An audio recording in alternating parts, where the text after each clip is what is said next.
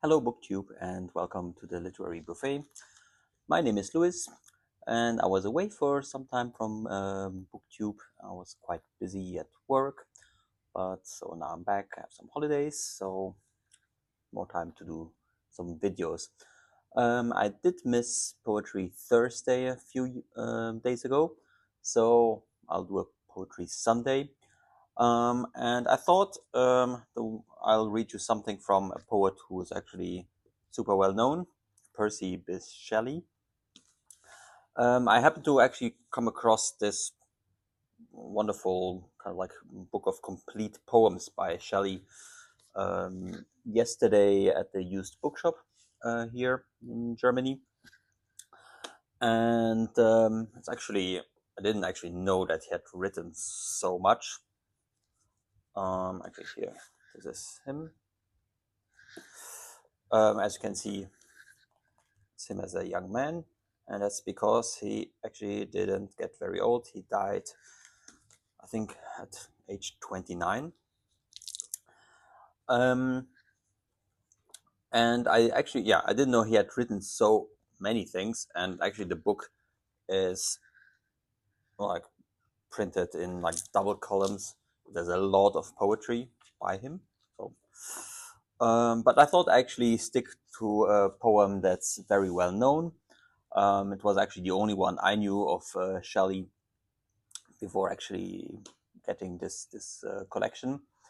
It's the one that's made it onto his Wikipedia page, so the one that's probably most associated with him. But I think it's actually a very good poem, one that's also fit for the current times. And it's the poem Ozymandias. So, Ozymandias, published in 1818. So 4 years before he died, I believe. So it goes like this. I met a traveler from an antique land who said, "Two vast and trunkless legs of stone stand in the desert. Near them, on the sand, half sunk, a shattered visage lies, whose frown and wrinkled lip and sneer of cold command tell that its sculptor well those passions read, which yet survive, stamped on these lifeless things, the hand that mocked them and the heart that fed. And on the pedestal these words appear, My name is Ozymandias, King of Kings. Look on my works, ye mighty, and despair. Nothing beside remains. Round the decay of that colossal wreck, boundless and bare, the lone and level sands stretch far away." So obviously this is it's famous for a reason. So harkens back to Egypt, which was at the time being discovered.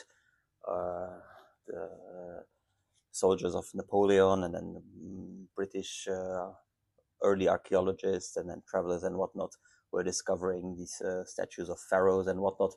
But of course, it tells us a bit more about the evanescence of power, like how the mighty fall and how nobody remembers them once they're gone from power, and how whatever monuments they might have built in their lifetimes, just end up if they're still existed or if they still exist at all, just end up being tourist spots where people take selfies and whatnot.